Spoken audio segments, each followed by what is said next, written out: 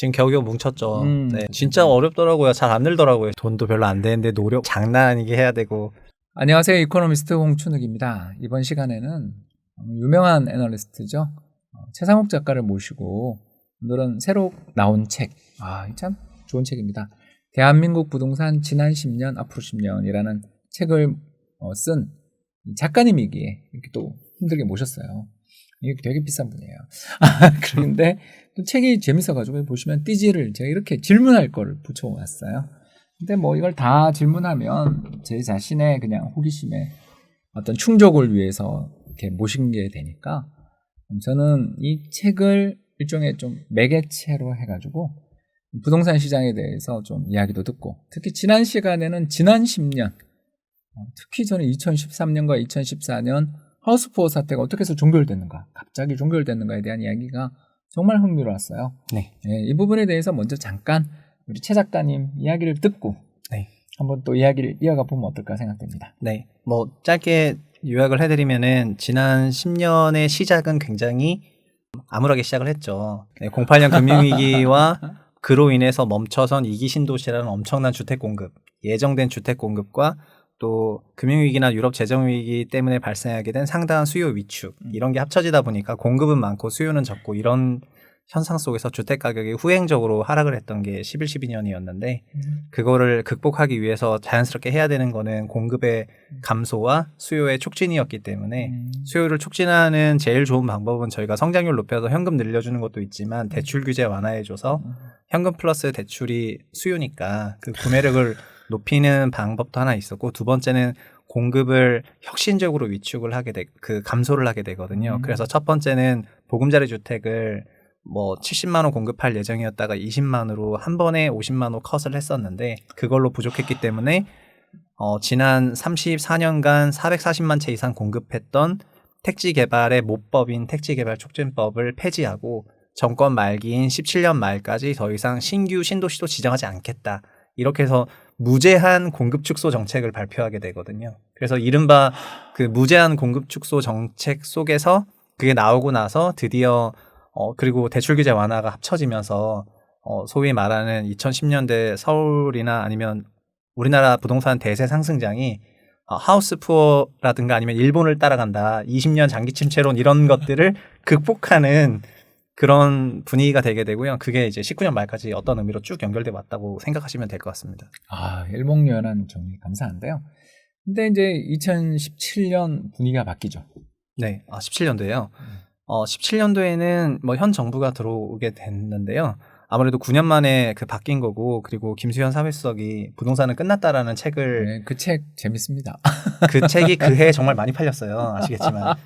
근데 이제 그러면서 부동산 시장에 굉장히 규제가 좀 강화될 거라는 그런 우려를 시장이 하게 되거든요. 시장이 그랬는데 첫 번째 나왔던 6.19 부동산 대책이라는 게 나왔었는데 아마 기억하시는 분이 적을 겁니다. 왜냐하면 그만큼 임팩트가 없었기 때문이고, 그 뒤 나온 파리 대책이 워낙 종합판이었어요. 맞아요. 그래서 처음에 오히려 6.19가 나오니까 LTV를 70에서 60으로 낮추는 거였거든요. 그리고 조정지역이라는 거를 이제 좀 더 세 개 지역 추가하고, 그러니까 정권 바뀌고 나오는 첫 번째 부동산 대책인데 이렇게 마일드해도 되나? 그래서 오히려 시장이 그 이후에 주식시장에서 쓰는 용어긴 한데 안도랠리 하게 됩니다. 첫 번째로 나오는 대책이 굉장히 셀 거라고 생각했는데 너무 약하게 나오니까 이거는 여기서도 비슷하게 부동산 시장에 대해서는 그냥 그렇게 큰 규제를 하지는 않을 수도 있겠다, 이런 생각을 하게 되고 6, 7, 8월에 2017년도 상승을 뭐 다 그 3개월에 하게 되죠.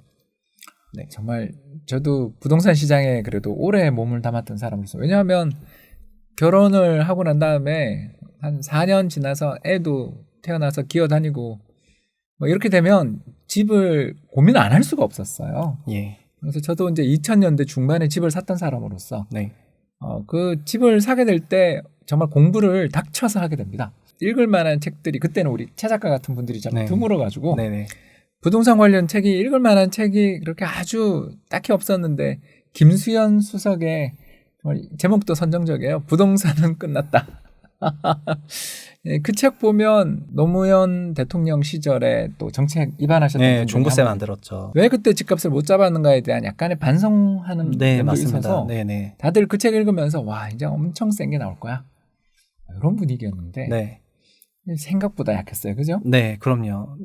왜냐면은 박근혜 정부, 그러니까 724 초이노믹스 때 LTV 50이 70으로 20%포인트 완화됐는데 첫 번째 나온 거는 70을 60으로 10%포인트만 낮추는 거기 때문에 그래서 생각보다는 규제가 세지 않은데 약간 이런 생각을 하게 되고 그게 시장 참여자들한테는 뭐 너무나 안도감을 주게 되죠. 그래서 그 뒤에 이제 메모드급 정책 네, 8일 맞습니다. 책에 네. 이제 후반부를 또 잡게 되는 8일 네네네. 책이 나오는데 조금 이야기해 주시죠. 일단 17년 파리 부동산 대책은 일단 지금 정부가 부동산 정책은 수요단에서 3번 냈고요. 공급단에서 2번 냈는데요. 그렇게나 주요 네네. 굵직한 게 5개군요. 네, 근데 수요단에서 3번 낸 것 중에서 첫 번째가 파리 대책이고요. 그렇죠. 기억합니다. 그래서 수요를 위축해야 되니까 아주 간단하게 자가 수요는 현금 플러스 대출이잖아요. 그래서 그렇죠. 대출을 위축시키게 됩니다. 그리고 투자 수요는 전세 끼고 갭 투자. 네, 전세 끼고 사고 갭 투자하고 여러 채를 갖게 되니까 그 여러 채를 가졌을 때에 결국 최종적으로는 집을 팔아서 양도 차익을 얻는 형태이기 때문에 그런 양도소득세 중과를 다시 시행을 하게 됩니다. 중과라는 게 좀 무거운 세금이다. 네. 이중적인 세금이다. 이런 그리고 뜻도 좀 원래는 있습니다. 장기간 갖고 있으면은 공제도 좀 해줬었는데요. 그렇죠. 그 공제도 아예 다주택자는 안 하기로 해버리니까 공제 안 하고 그다음에 양도소득세 중과하고 그다음에 실수요자는 대출을 또 억제해버리고 그러니까 투자 수요와 실수요 양쪽을 다 억제하는 형태의 정책을 바로 한 달 반 만에 발표해버리거든요. 그때 투기과열지구가 나온 게 이때였나요? 그리고 시장에서는 아무도 예상하지 못했는데 질문 정말 잘하셨는데 투기지구라는 게 등장을 하게 되고요. 저는 투기과열까지는 들어봤었는데 그 투기지역이라는 건 처음 들어가지고 투기지역이 뭐야? 약간 이랬었거든요. 좀 놀랐어요, 저도. 그래서 투기지역이랑 투기과열지구를 딱 보니까 와 여기는 투기과열부터는 대출이 이제 한 건으로 제한이 돼요. 저희가 대출은 아시겠지만 건별 대출인데, 그렇죠. 예, 건별 대출인데 그 한 건으로 제한되니까 와 이거는 정말 대단하다 이렇게 해가지고 상당한 그런 수요 위축을 촉진하게 되고 그래서 파리 대책 나오니까 일단 그 당시 부동산을 보는 많은 분들이 양도세 중과에 굉장히 예민했었고 그렇죠. 그리고 여러 대출 차례 규제 그때 맞습니다. 그때 뭐 그 미분양 사면 네. 세금 한 푼도 안 네네. 내도 돼요. 뭐 그런 정책이 불과 네. 얼마 전에 있었는데. 그렇죠, 그렇죠. 그래서 이제 그 대책이 나오고 나서 시장이 일단 굉장히 한 번에 얼어붙게 되고요. 그래서 정책 나온 지 한 일주일, 2주일 정도 되자마자 바로 그냥 상승률이 완전 바닥으로 이제 가게 되죠. 그렇게 해서 종합 대책으로서의 아주 위용이 있는 형태로 4개월을 잘 끌긴 끌었는데요. 폭등하죠. 네, 맞습니다. 저는 그거는 중간에 트리거가 있었기 때문이죠. 예, 그 네. 트리거가 이 책의 뒷부분을 굉장히 네. 재밌게 만들어준 트리거였어요. 네, 맞습니다. 그러니까 파리 대책이 나오면서 그러니까 굉장히 위축되었던 시장이 정말 언제 그랬냐는 것처럼 2018년도에 정말 엄청난 상승을 하게 되는데 18년도 19년 양 연도간 정말 어느 정도냐면은 부동산 시가총액이 4,300조였는데요. 주택이 4,900조로 거의 600조 올라가게 되거든요. 그래서 그렇게나 많군요. 역사상 가장 많은 상승을 했습니다. 2018년도에. 근데 물론 선도단지 몇 개는 2019년에도 많이 올랐지만 2018은 전국으로 다 상승했기 때문에 그런 말씀 드리는 건데요. 2017년 12월 13일 날에 정말 그냥 연말이라서 모르고 지나갈 수 있는 건데 그때 임대 등록 활성화 방안이라는 걸 내게 됩니다. 그게 미묘해요, 저는. 네네네. 그 임대 등록 활성화 방안이라는 게 뭐냐면은 좀 뜯어보면은 다주택자들이 일단 코너로 몰린 상태였잖아요. 집이 여러 채인데 공제도 없고 양도세는 중과고 그리고 좀 기다리면은 보유세도 올라갈 것 같고 그러니까 좀 코너로 몰려 있었던 상황인데요. 그 다주택자들에게 임대사업자 등록을 하면 종합부동산세는 감면해주겠다. 그러니까 안 낸다는 비합산해준다는 거죠. 그러니까 안 낸다는 거고요. 양도소득세는 공제가 0%가 아니라 공제 최대 70%까지 해주겠다. 그러니까 세금이 정말 4분의 1로 감소할 수 있게 되게 되거든요. 그러니까 너나 없이 임대사업자 등록을 해야 되겠다. 이런 움직임이 나오게 되고 이게 2018년도에 당장 1월 달부터 너무 엄청난 상승세로 이어지게 되는 그런 촉매제가 돼버렸습니다. 왜 그랬을까요? 준공공 임대라고 이제 저희들이 부르는. 네, 그 당시에는 준공공으로 불렀죠. 예. 왜 그런 정책을 펼쳤는지 저는 잘 이해가 안 되더라고요. 그거는 부동산은 끝났다라는 책을 보면은 어느 정도 공감대는 있는데 우리나라 임대 시장의 좀 고질적인 문제 중에 하나가 개인이 85%를 공급한다는 거거든요. 그렇죠. 그래서 공공이 거의 없죠. 그러니까 공공이 보금자리나 뭐나 이런 공공주택이 어느 정도 있긴 있는데 그건 주거 복지 차원이고 순수 민간 시장에서의 그 임대주택 공급은 다주택자들에 의해서 공급이 되거든요. 뉴스테이 저 기억나요. 그렇죠. 그 책 정말 재밌었어요. 네, 그래서 그 종전 정부에서도 그렇지만 이런 개인들이 주택을 공급하면은 여러 가지 장단점이 있는데 제일 큰 단점이라고 생각했던 게 장기 임대차가 잘 안 된다는 안 부분이었어요. 되죠.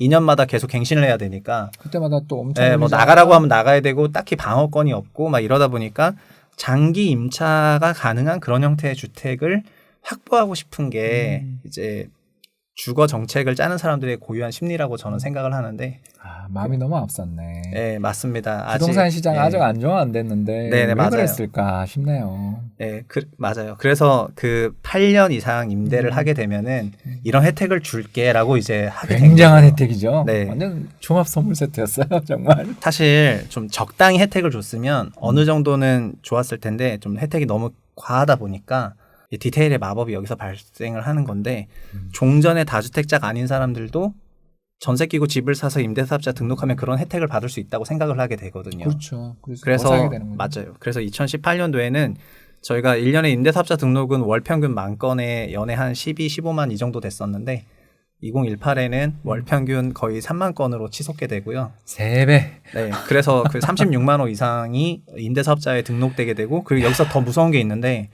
8년 이상 임대하는 그 당시 이름이 준공공이었거든요. 그렇죠. 저희가 생각할 때 공공은 아무래도 가격이 그렇게 높지 않은 주택을 의미하는 건데 12, 13 임대 활성화 정책에서는 가격에 제한이 없었어요. 그러니까.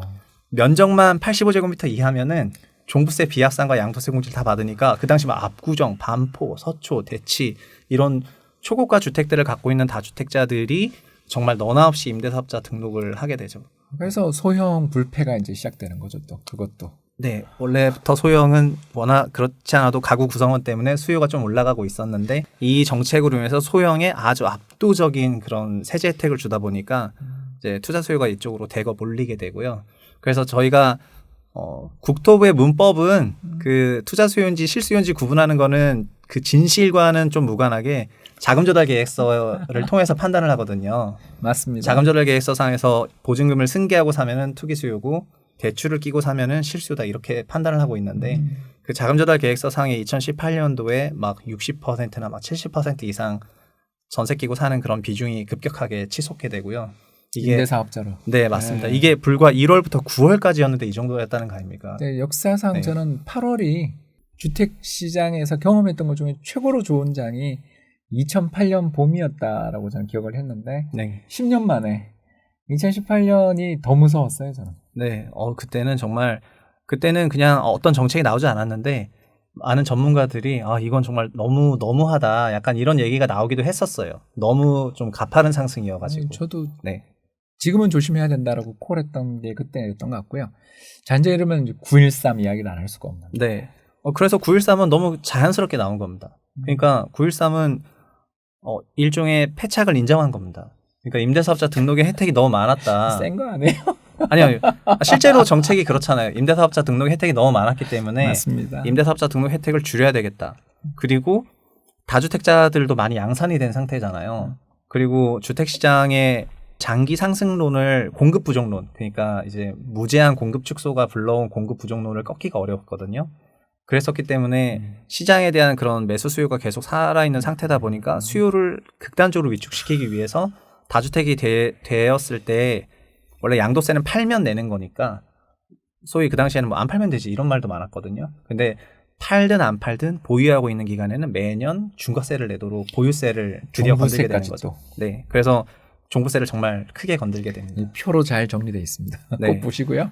그래서 제가 9.13 끊어서 부동산 미안합니다. 정책이 그런 종부세 강화와 임대사업자 등록 활성화 혜택을 없애게 되면서 이게 정말 또 마법처럼 작동을 하게 됩니다.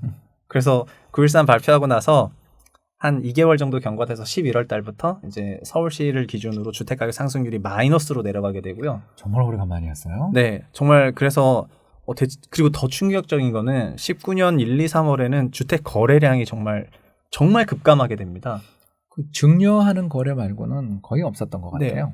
네, 월간으로 저희가 월 한 10,000건 정도 서울시 기준으로 거래가 됐는데 거래량이 2,000건으로 그 줄어들게 되거든요. 그래서 그래서 과합니다, 그죠? 진짜 정말 말 그대로 완전히 냉각이 되게 됩니다. 완전히 냉각이 되게 되고 그게 5월 이후 돼서야 풀리면서 플러스로 다시 반전하게 되는 거죠.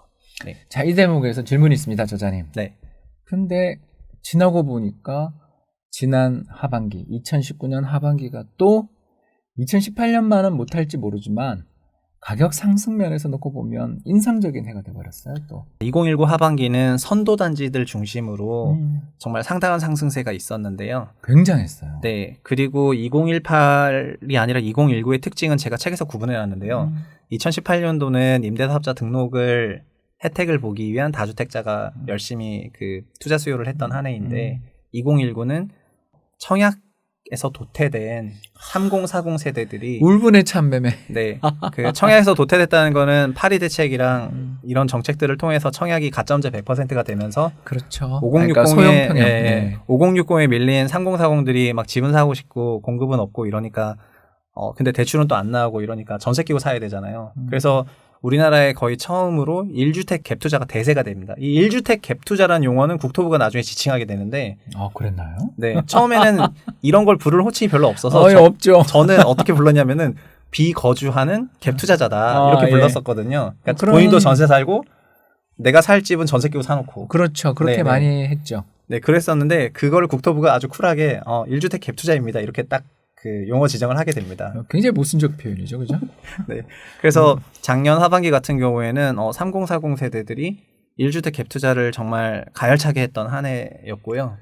근데 1주택 갭 투자가 가능했던 거는 그동안 뭐 파리 대책이나 그러니까 수요 정책은 보셨겠지만 다주택자 베이스였거든요. 다 그렇죠. 양도세 중과 뭐 그다음에 보유세 강화 이런 게 다주택자 베이스였는데 1주택 갭 투자 같은 경우에는 적용을 받는 규제가 거의 없다시피 했어요. 오히려 촉진했죠. 전세자금 대출이 얼마나 받기 쉬운지 말도 못했거든요. 그렇죠. 네, 전세자금 대출 그리고 저희 가계자산 통계를 보면은 가계 평균 금융자산이 1억 500만 원인데 8천만 원은 저축인데 2,500이 보증금이거든요. 그러면 2천만 가구 곱하면 500조 원의 임차 보증금이 가계 금융자산으로 잡혀 있는 건데 그렇게 계산이 되는 거군요. 네, 그거를 전세 대출을 통해서 대출로 한 거는 당시 70조도 안 됐었거든요. 그밖에 안 됐었나요 그때? 네. 근데 2018에 30조 늘었고 2019에도 30조 늘었고 이런 식으로 해서 지금 거의 120조, 130조 된 겁니다. 저는 100조 넘은 건 알고 있었는데 그때 그밖에 안 됐거든요. 100조 는 게 2018년도에 처음 넘게 된 겁니다.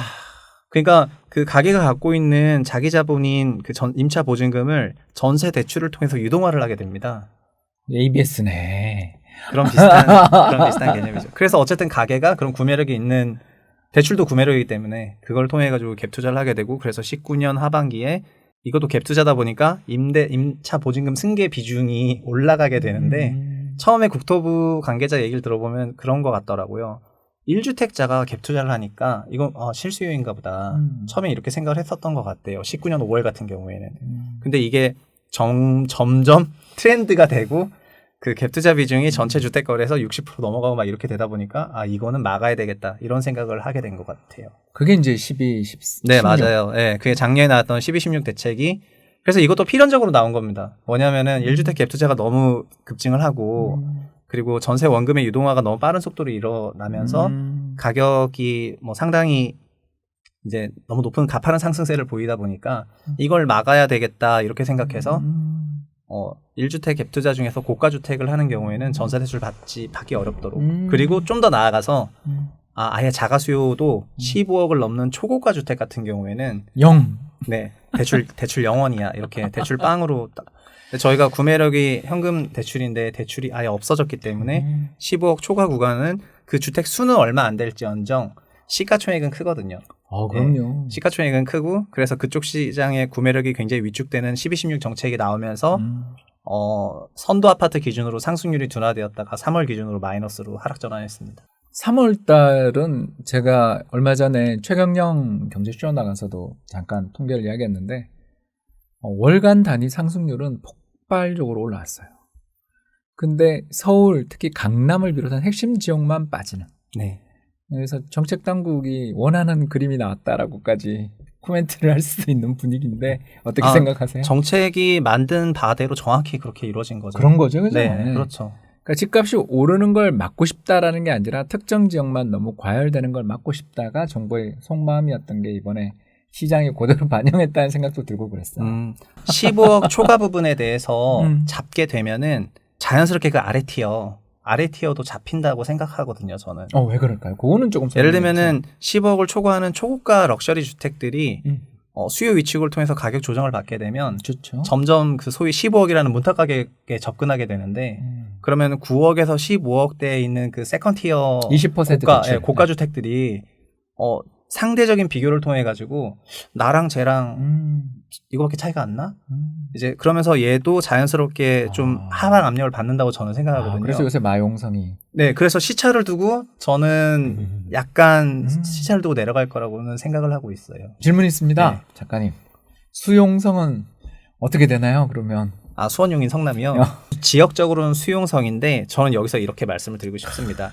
지금 시장은 10억 초과와 9억에서 15억 그리고 9억 이하라는 가격 기준의 세 가지 세그먼트가 있고 그렇죠. 그리고 규제 지역이랑 비규제 지역이라는 규제 베이스에 또 축이 하나 있거든요. 그래서 두 개 축을 놓고 생각을 해보면은 뭐 수용성으로 대표된 지역이 지금은 뭐 인천도 됐고 다른 데도 됐고 그러니까 구리도 엄청나요. 그게 그러니까 결국은 뭐냐면 9억 원 이하인데 규제가 없는 지역으로 그쪽의 주인공들만 달라지고 있는 겁니다. 그래서 어떤 특정 지역의 뭐 어떤 펀더멘탈에 대한 그런 개선보다는 전체적인 자금의 그 흐름 방향성이 의도하는 대로 가고 있는 거라고 저는 보여지고요. 9억 원의 비규제 지역으로 많이 가고 있다고 생각이 되고요. 반대로 15억 초과이면서 규제 지역 혹은 9억 초과이면서 규제 지역으로 대표되는 지역들에 대해서는 수요 위축이 나타나고 있는 거라고 보고 있거든요. 그래서 그 다음에 어느 지역 어떻게 될지는 모르겠지만 아까 제가 전체적으로 말씀드린 것처럼 가장 고가, 중간 고가, 그다음에 일반 아파트로 봤을 때 순차적으로 어느 정도 하향 압력이나 안정화 압력은 결국은 이제 다 받게 되지 않겠는가 이렇게 생각을 하고 있습니다. 이 전망대로라면 강남 집값 잡힌 것이 수도권 핵심 지역으로 돈이 확 몰려들면서 강남이 오르면 따라 오르던 것처럼 네네. 이제 반대로 강남을 비롯한 15억 이상의 초고가 아파트의 조정이 나타나는 게 네. 주변 지역으로 확산될 것이다라고 해석해도 될까요? 저는 그렇게 보고 있어요. 제가 네. 왜 이 이야기를 잠깐 드리냐면 제가 수원을 되게 좋아합니다. 수원에 있는 뭐 회사 강의를 하도 많이 가가지고요. 수원에 계시는 샛별전자님 감사드리고요. 샛별전자의 강의를 이렇게 가다 보면 거기가 이제 네. 영통 네. 그쪽이잖아요. 네. 기흥, 이제 네. 뭐 용인이지만 너무 일찍 가잖아요, 보통. 가서 그렇죠. 또 강의장 앞두고서 이렇게 앉아서 뭐 호객노노 파인더 아파트 같은 앱을 이용해가지고 주변 시세 어떤 거 검색해 보는데 전 너무 놀랐어요. 맞아요. 이 아까 이야기했던 바운더리랑 잘 안 맞는 것 같은데. 아니요. 그 초고가는 아니지만 그 세컨더리라고 아까 이야기하셨던 네네네. 두 번째 세그먼트에 네네네. 거기 또 규제 지역이에요, 거기도. 맞아요. 근데 그거를 저희가 여기서 아까 가격 세그먼트와 정책이란 축에 이제 시간까지 넣어볼게요. 시간까지 넣어보면은요. 처음에 부동산 시장에 들어오는 자금의 규모가 일정하다고 했을 때요. 저희가 알고 있는 풍선 효과가 15억 초과 부분에 대해서 엄청난 수요 위축을 만들어냈다면 자연스럽게 9억에서 15억 사이 그리고 9억 이하 사이로 넘어가게 될 거예요. 그러겠죠. 그래서 초기에는 자금이 더 들어온 이런 시장의 그 구매력 확대가 이 해당 세그먼트의 가격을 끌어올리게 되거든요. 그게 저는 작년 12월부터 올해 3월까지 나타났다고 보고 있는 거고요. 지금도 진행형인 것 같긴 해요. 네, 맞아요. 규제가 없는 지역은 앞으로 거의 규제가 없을 거기 때문에 이런 지역은 계속 그런 게 있을 수는 있어요. 근데 좀 긴 시계열로 보게 되면은 결국에는 주택도 결국 뭐 이런 상품 간 비교를 통해서 지역 간 비교를 통해 가지고 상대적으로 결국 비교를 할 수밖에 없는데 아까 말씀드린 것처럼 자연스럽게 이쪽 시장 역시 이 위쪽 가격에 영향을 받아서 압력을 느낄 가능성이 좀 더 높다 이렇게 생각을 하고 있습니다. 하나 더 질문. 이럴 때 아니면 고수 이야기를 언제 들어요, 제가? 그 증권사를 그만두고 나니까 이 시간은 많고 그런데 자극이 좀 덜해요. 예. 그 모닝 미팅이라고 네. 그 증권사에서 네. 매일 아침 7시에서 8시 정도 사이에 보통 시작하는 미팅에서 그 법인 영업 직원분들이 펀드 매니저들의 고민을 우리한테 전달해 주잖아요. 그렇죠. 그리고 또 다른 섹터, 연관 없어 보이는 다른 산업 부문에 계신 애널리스트의 그 보고서를 보면 와, 난 저건 몰랐는데라면 되게 자극받거든요. 네네네. 그래서 공부를 강제로 열심히 하게 되는 곳이 증권사 애널리스트라고 저는 생각하는데 이 회사 그만두고 나니까 아무래도 안 보는 건 아닌데 자극이 좀 덜하다 보니까 저희 하나TV 좀 봐주세요. 아침 7시 반부터. 알겠습니다. 8시까지. 예, 이럴 때 또 네. 깨알 같은 홍보까지 조금 더 질문을 해보자면 이번 코로나19 사태로 인해 가지고 네. 경제가 받게 되는 충격이 제가 봤을 땐 이루 말할 수 없는 것 같아요. 특히 그 네 가지 업종, 첫 번째가 여행, 그죠? 두 번째가 숙박, 그리고 특히 호텔들 우후죽순 네. 들어섰잖아요. 그리고 이제 세 번째가 이제 그 코스메틱부터 시작해서 여행 뭐 이쪽 우리 네. 중국 관광객 테마라고 불리던 테마들 그런 것들도 굉장히 어려워 보이고 마지막 네 번째가 음식료 섹터들이 네. 집에서 다 집밥 우리 냉장고 파먹기 하잖아요. 그러면서 외식도 못하고 뭐 영화 이런 것까지 이 네 섹터가 어디 많이 분포돼 있나 이렇게 조금 한번 공부를 해보니까 네. 다 수도권이더라고요. 아, 우리는. 예. 우리는 한국 사람들은 지방으로 이렇게 서울 수도권 사람들이 여행을 다닐지 모르지만 글로벌한 여행의 트렌드를 보면 한국에 여행 오시는 분들이 시티 투어의 개념으로 오시는 것 같더라고요. 네. 그래서 이쪽이 이번에 앞으로 굉장히 밀집돼 있는데 이 영향은 수도권이 이번에 굉장히 크게 받을 가능성 없나. 저는 그런 생각이 좀 들던데. 네. 거기 부분은 뭐 제가 당연히 전문가가 아니어서 뭐라고 말씀드리기는 어렵지만 뭐 상당히 많은 고용 위축이라든가 실물 경기 위축이 성장률 둔화로 뭐 나타날 거라고 결국은 생각하기 때문에 그런 성장률 둔화를 방어하기 위한 여러 가지 부양 프로그램도 있긴 하지만 세상 모든 일이 연착륙만 있는 건 아니잖아요. 충격 대비 부양 규모가 적다거나 했을 때는 자연스럽게 그 충격이 더 있는 거고요.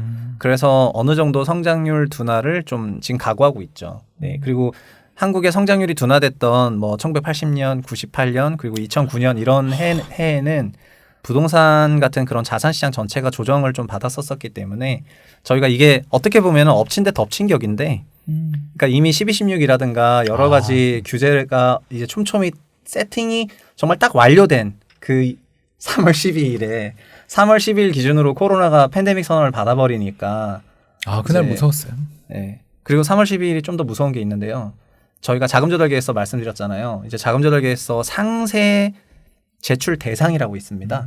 그 자금조달계에서 중에서 투기과열지구 9억 원 이상을 매수하시는 분들은 첨부 서류 9종 이상을 첨부해야지 되는데 주택 허가제? 그것로 인해서 저는 그래서 아까 첫 번째 시간에 약간 머니 무브가 약간 그런 트리거로 생긴 게 아닌가. 네.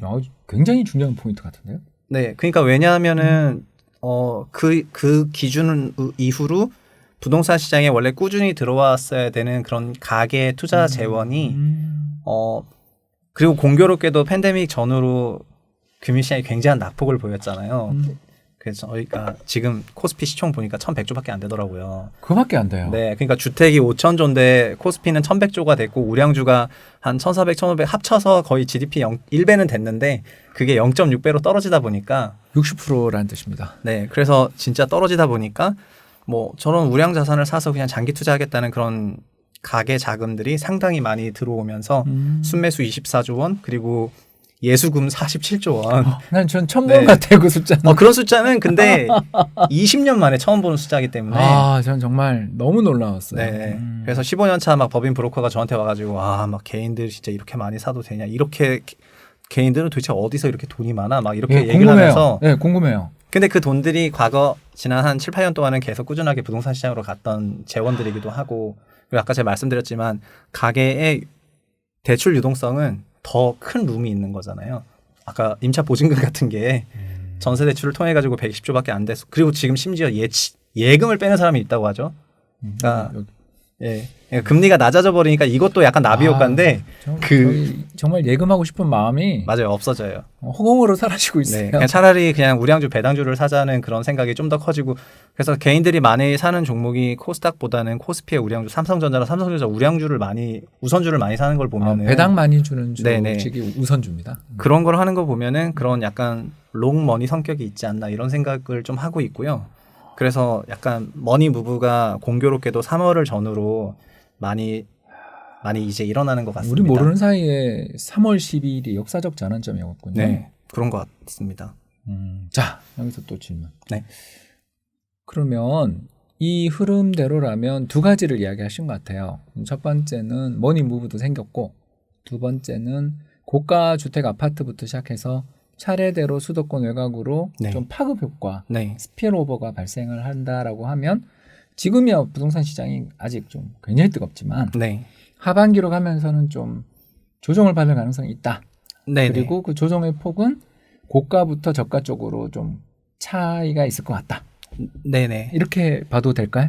네. 고가일수록 아무래도 좀 더 구매력이 획기적으로 위축이 됐기 때문에 그래서 고가의 조정 폭과 조정 금액이 제일 크다고 생각이 되고요. 그렇구나. 저가로 갈수록 조정이 낮을 것 같습니다. 네. 조정이 낮으면 뭐 버티실 수 있죠, 그죠? 네. 왜냐하면 대출도 되니까. 아, 제로 금리인데 뭐. 그렇죠. 근데 이제 정부의 메시지는 제가 책에도 썼지만 아주 심플하게 1주택자 되라는 거거든요.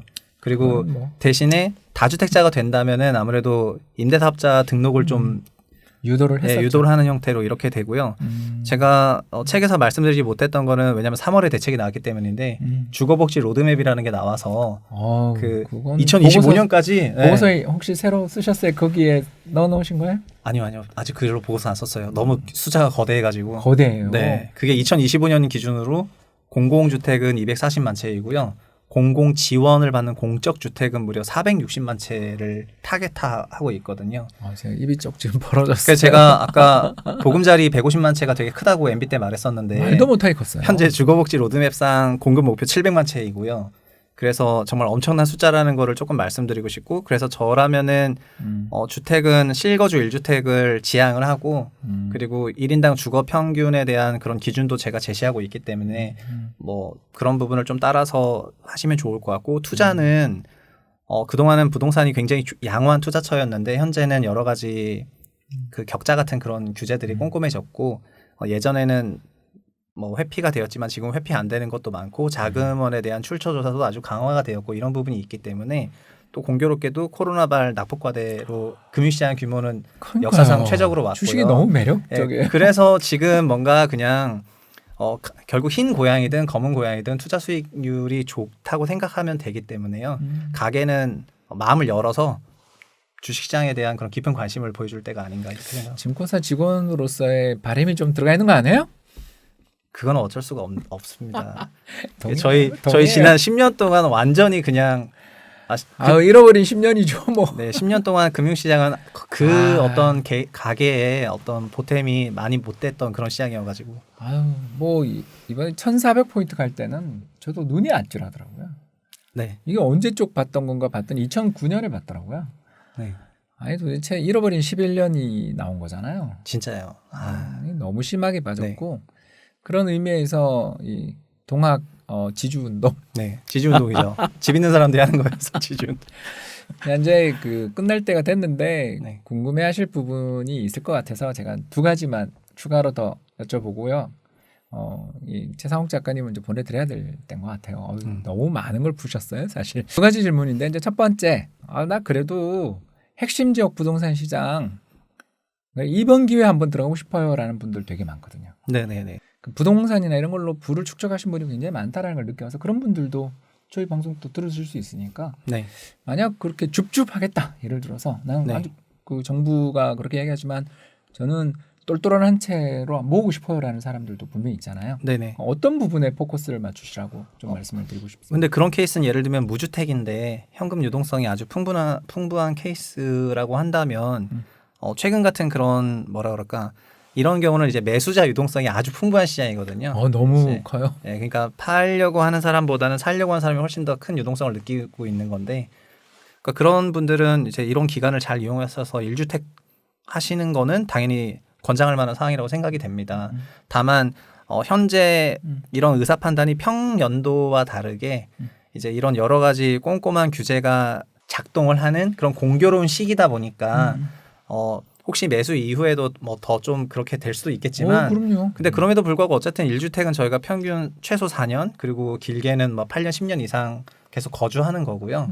그런 부분을 고려하시면은 뭐 1주택까지는 그런 가격에 너무 뭐 연연하고 예민해 하시기보다는 그냥 본인의 그 주택 구입 목적에 맞춰 가지고 매수하시면 될 것 같습니다. 다만 두 번째, 세 번째 이런 거를 지금 지향하라는 거죠. 2주택 사고 3주택 사고 이거는 굳이 지금 할 필요는 없다. 이런 거고 그리고 그럴 거면은 이제 지금 다른 사람들이 하는 것처럼 지지운동에 동참하시. 지지운동에 지지운동으로 네. 돌아갔어요, 그죠? 네. 두 번째 질문. 얼마 전에 그 서울시랑 그 뭐 민간 통계 부동산 관련 통계 회사랑 약간 뭐 논쟁 아닌 논쟁이 있었던 게 2020년까지는 그래도 입주 물량이 서울에 좀 있는데 네. 2021년부터는 입주 물량이 10,000호대로 줄어들거나 혹은 그 밑이다. 네. 라는 발표를 한 거에 대해서 서울시가 제가 알기로는 또 반박하고 했던 재밌는 논쟁. 저는 근데 그런 논쟁이 굉장히 필요하다고 생각하거든요. 네네. 그런 부분들, 그러니까 서울은 공급 부족이 너무 심하기 때문에 아무리 규제를 해봐야 공급 부족 앞에 답이 없다. 이렇게 주장하시는 분들도 있잖아요. 어떻게 생각하십니까? 오늘 그러고 보니까 그 말씀을 못 드렸던 것 같은데 제가 부동산 시장에 대해서 그런 톤업을 하고 대세 상승론을 주장했던 게 14년 9.1 부동산 대책이고 무제한 공급 축소였는데요. 근데 3기 신도시로 대표되는 그 주택 공급 계획이 조그맣게 나오긴 했잖아요. 그거 때문에 물었어요. 네, 그리고 근데 그게 저는 그 제 눈엔 3기로 30만으로 안 보이더라고요. 그러니까 소위 말해서 현재 이 정도 공급하면은 될 거라고 생각을 하는데 약간 또 과열될 것 같으면 뭐 100만 또 다시 200만 이런 식으로 얼마든지 그 공급이라는 수단을 그런 카드를 꺼냈기 때문에 그리고 아까 주거복지 로드맵의 타겟은 700만이라는 시장이 너무 큰 이래서 숫자예요, 그죠? 네네. 그게 근데 민간 주택에 공적 지원을 하는 주택을 거의 460 갖고 가는 거니까 엄청난 숫자거든요. 그래서 공급 대책도 이렇게 손을 보고 있다 보니까 이런 서울 지역에 뭐 수요가 너무 그러니까 공급이 너무 적다 뭐 이런 얘기를 물론 어떤 특정 연도에는 할 수 있으나 이제 방향성 측면에서는 이제 공급이라는 건 공급 카드 다시 열렸다고 생각을 하고요. 제가 14년에도 그런 생각이었지 않습니까? 이게 현 주택 공급 계획상 2022년까지 이렇게 없애버리면 달성 못한다. 그러니까 14년에 뭐 초상승한다 이게 아니라 긴 안목에서 봤을 때 쇼티지가 올 것이다. 이렇게 얘기를 했던 거고요. 현재는 어떤 생각이냐면은 길게 봤을 때 쇼티지랑 없을 것 같다. 이제 네, 이렇게 생각을 하는 겁니다. 그래서 좀 달라진 거죠. 네. 뷰를 바꾼 이유가 명확하시네요. 네네. 최상욱 작가님이 2010년대 중반에도 뷰를 정말 명확하게 냈고요. 19년에 또 이렇게 어떻게 보면 그 전에 있었던 뷰를 바꾸는 과정에서 또 시장에 센세이션한 충격을 끼쳤기 때문에 그런 부분들은 우리 최 작가님 유튜브와 최 작가님 보고서를 보시면 네, 홍보해 주셔서 감사합니다. 꼭 봐야죠. 유튜브 채널 갖고 계십니다. 네. 굉장히 잘 되는 채널이고요. 그런 면에서 어떻게 보면 우리 서로 이렇게 오늘은 약간 서로 잘 돼보자고. 네네. 책도 좀 많이 팔고 이 책이 저는 이수에 그칠 책 아니라고 생각합니다. 굉장히 좋은 책이고요. 저는 부동산 시장에 대해서 왜 이런 일이 벌어졌는지를 이해 못하는 분들에게 교과서가 될 수 있는 책이다. 두고두고 잘 팔리는 스테디셀러가 되기를 바라는 마음이고요. 오늘 이렇게 바쁜 중에 얼마나 애널리스트 바쁜지 전 잘 아는데 이렇게 또 시간 내서 이까지 와주신 우리 최상욱 작가님에게 감사하다는 말씀 드리며 정말 불러주셔서 정말 감사합니다. 네. 여러분 지금까지 시청해 주셔서 대단히 감사합니다. 네.